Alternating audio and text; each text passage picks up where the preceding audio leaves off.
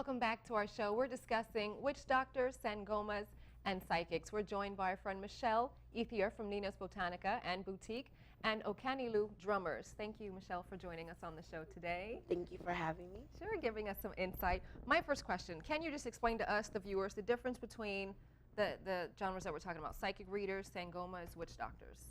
Okay, psychic readers are more of a fortune teller, if you would mind that term, that will give a prediction of past, present, and future.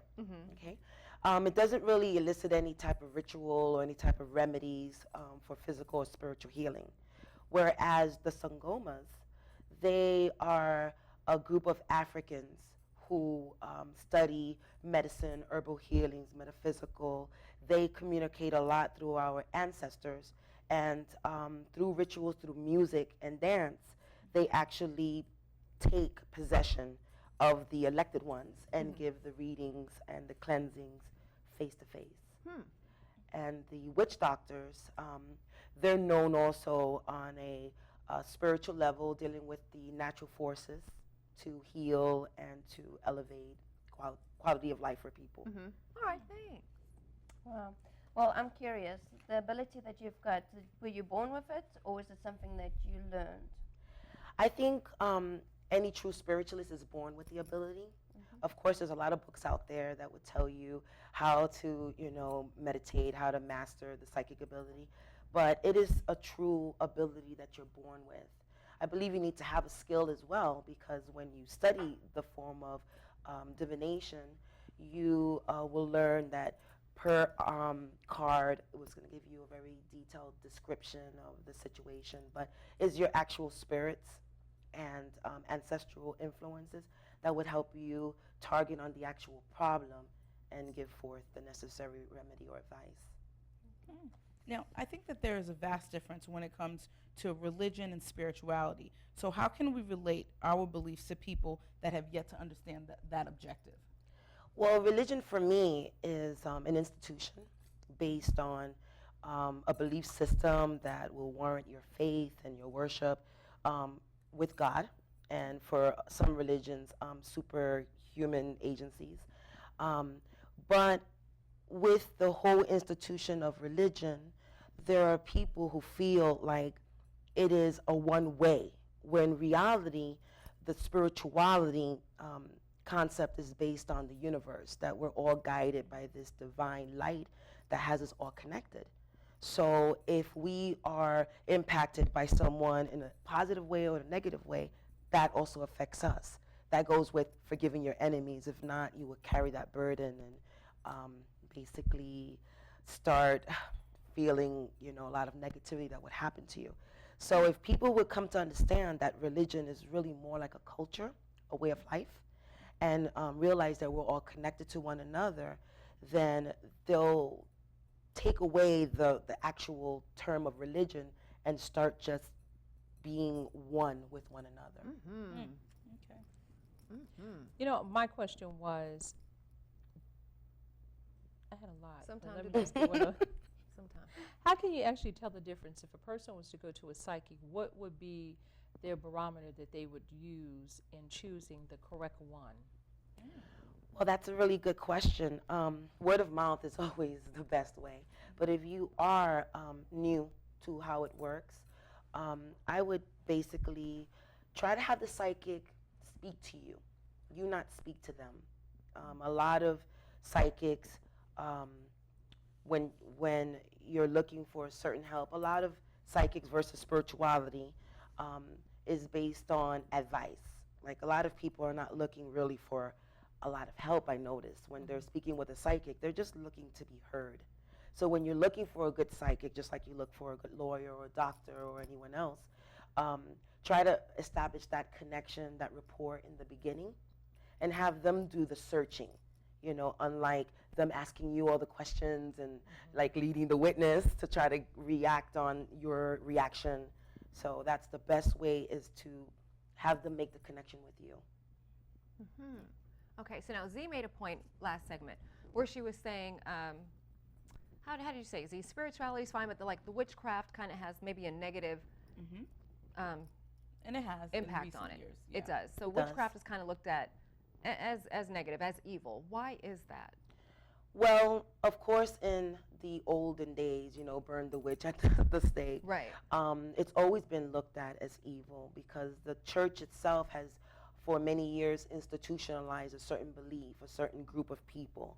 And so, with the holistic practice, witchcraft, magic, all of that falls into the whole art of healing.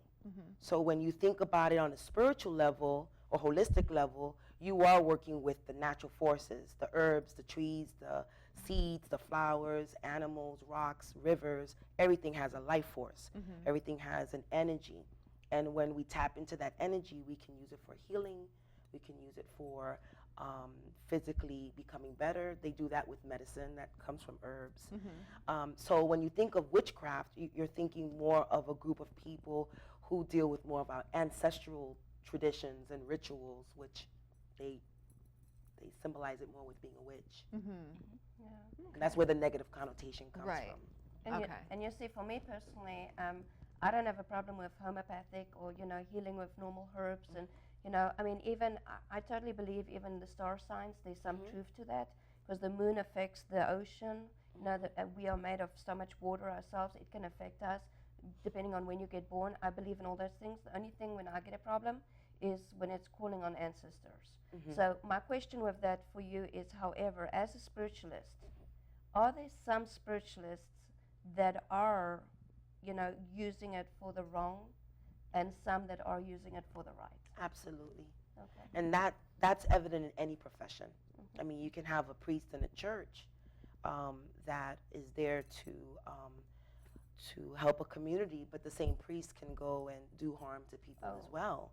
We know that, not to mention so many examples, but with the whole spirituality being present in, if you're godlike, that's where you're able to use what he has created. Like I've always referred to the phrase in the Bible that we're created in his image, but yet we're all different. We have come from different geographical locations, we speak different languages. What makes us similar? The spirituality that we carry makes us all similar. And so if you're good, obviously, just like a good tree, you're going to produce good fruits. But if you are a bad person, doesn't matter if you're the president of the United States, you're going to use the false prophecies and use that for your benefit, whether it's to make you richer or to thrive on the innocent and take advantage of people. And it's never the religion or the belief system, it's the people. A bad person or a good person, it doesn't dictate the religion, it's how you practice and the good that you're trying to do. From an ancestral point, a lot of pagan religions, are based on everything having a life force, and our ancestors, through different divinations with readings, is how they come through. But most definitely, it's definitely abused by a lot of people. Right. Now, I'm going to go ahead and jump on her question because I am Haitian, and although I didn't grow up a voodooist or anything like that, I truly believe in what it represents, although I don't practice it because I know that I've had ancestors that's come in my dreams to warn me for such things. Now, is that still possible if you're not, or is it just something that naturally happens? What's really beautiful about your question is that the spirituality or your culture is a part of you. It's nothing that you can really change. It's like your DNA structure. It's what your ancestors have sacrificed for you to have that. And that's what broke slavery. That's what, helped us to become strong as a race. So you can be Catholic, you can be a Buddhism, but what you carry in the inside is what you're made of. And so it doesn't matter what you choose to practice. You have the benefits of what our ancestors sacrificed for. Gotcha. My question was, and I have it now, is that when you were talking about how religion, when Erica asked you about the negative side of spiritism, or how witchcraft and all of those things, but isn't it so that Catholicism has been intertwined a lot with witchcraft, voodooism. I don't know which term is correct, Mhm. but I know I've had a lot of friends who were Puerto Rican or Cuban, and they had like Mary and all these different saints, and they were all black. Mhm. Well, in the Catholic Church, you ain't seeing no black saints No. standing up in there, you know, or anywhere for that matter. But the point of it was, is you were saying how they made it negative, like religion as such. Why would that be if it's all intertwined together was my question, to make it negative. Well, that question actually hits home for me because I am considered a priestess of the Santeria, or Yuva Lukumi, I'm a priestess of Ogun. And so, and I also sing in Okanilu, which is like the Sangomas, where we do healing through calling the deities. Now, a lot of it is negatively viewed because when Africans per se were in slavery and was forced to not have our religion or the native religion of our ancestors, and they were brought over, a lot of the slave owners allowed the slaves to practice Catholicism. Okay, and it was through Catholicism.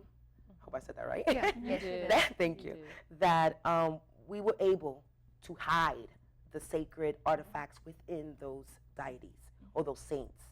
So, for example, Saint Barbara is known as Chango, you know, and just like in the Voodoo tradition, the name changes, but because there's only one God, then it's the same energy, you know, whether you call him Chango or Papa Candelo or Saint Barbara.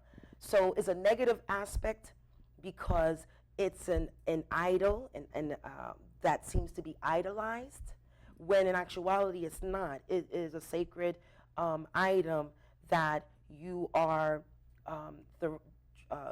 getting your energy and doing your worship and paying your tribute to, you know, through the whole cycle of life. But whenever you mix, you know, one concept with another, it's always going to be looked negatively. And why do they wear white? I know my friends who wear white for almost a year. Yeah. But I never understood that stuff. Or somebody would have brown on or something. I'd be like, what the? You know, because it's an all Spanish area, so you see so many different things. And that's my last question, Erica. That I was just curious. I never like knew I what like that I never question. knew what it all represented. And even though I can't say that that's my firm belief, there were still things that I didn't understand. And I think that the only way you can understand something is to get the facts of that and stop being ignorant about it. But I just wanted to know. I'm glad that you asked that question because the Santeria or the Yoruba Lukumi tradition, we dress in white during after an initiation, and for that year and exactly 7 days, you're going through your purification process. It's the same way that monks do, you know, where they take themselves out of the world and quiet your spirit so that you can go without the things that might corrupt us. So you're refrained from you know, luxuries, you're safe from lustful things, from things that have contaminated you. And in withdrawing for those things, just like any, you know, drug addict, you get the strength to resist that so that when you're done with your process for that year and 7 days, you know yourself. You're in tune with yourself. You're part of the universe and you're able to derive on your strength the same things that you thought you were not able to do.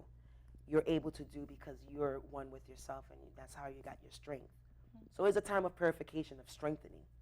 And you said for your did you For say the initiate? after You become initiated, and that's when you become a priest Oh, or a okay, priestess. okay.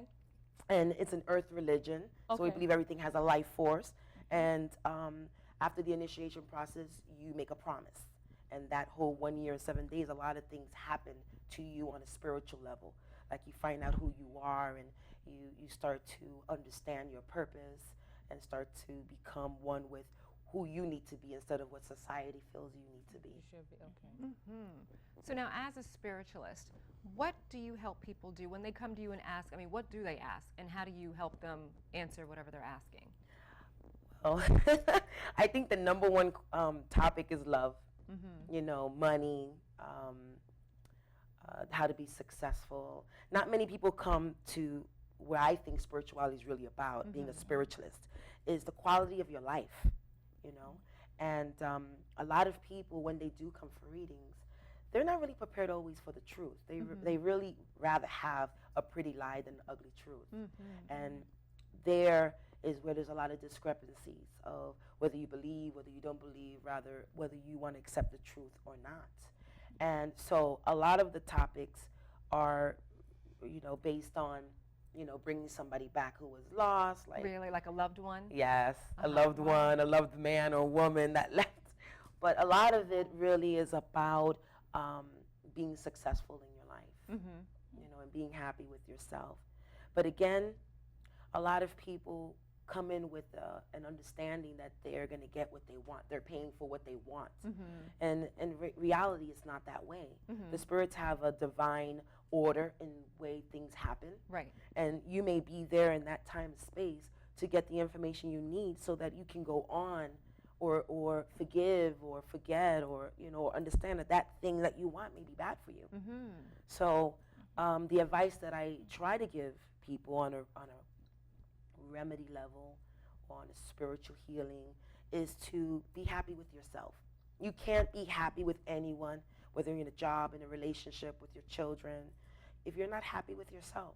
And I think that's where the first spiritual healing should take place. And I always try to use aromatherapy, other natural forces, energy, to try to help elevate the person to be with themselves before they can conquer anything else. All righty. Well, this is really hard for me sitting right Okay. here because I'm like bursting. I've got like a million and one things I want to say and a million and one things I just want to quote on and put you on the spot. And, But that's not what it's about. It's about getting to understand better. Even if I totally disagree. And it's you okay know? to disagree. That's what the I diversity totally comes disagree from. with a lot of stuff. There's a lot of things that I do agree with. We're all connected. We're all, everything does. I mean, whatever she does affect me. We're all united. But anyway, my question to you is, do you find that you've got a lot of return customers that basically live off your advice? Almost like, well, you told me I'm going to meet a guy with, long dark hair. He hasn't come yet. When's he going to come? Do you find you've got those people that almost become dependent on you? Yes, and that for me, Yes. because I'm, I study psychology. I have a BA in psychology, and I have a natural ability to want to help people. Yeah. And that's a very difficult thing for me because a lot of people do come in desperate and Yeah. anxious. And I'm one of the few that don't take advantage of that. I try to get back to the healing person, to try to make them, okay, this is about you still. And so whenever you encounter people like that you want to help and you want them to return, obviously, you try to stay true to what their needs are. And it's difficult, though, because they may not know what their needs are. And sometimes they don't care. And sometimes they come from other religions, like, for example, Christianity, that believes that there's only the humans that have a spirit. And therefore, they're coming in undercover. And they're not trying to convert or even believe what you're saying. They just want what they want. And then you also have that other group of people who they will go to 100 psychics until they get the answer that they want. So it's not based on truth even. It's Right. based on their Interesting. reality, their Of what they perception. want, of the truth. Exactly. Right. There's a Well, scripture thank for you, that. Michelle. We have scripture. Thank you, Michelle, for You're coming in welcome. and explaining some things to us. Z is on the couch next. She's going to be reading that email bag. Stay tuned.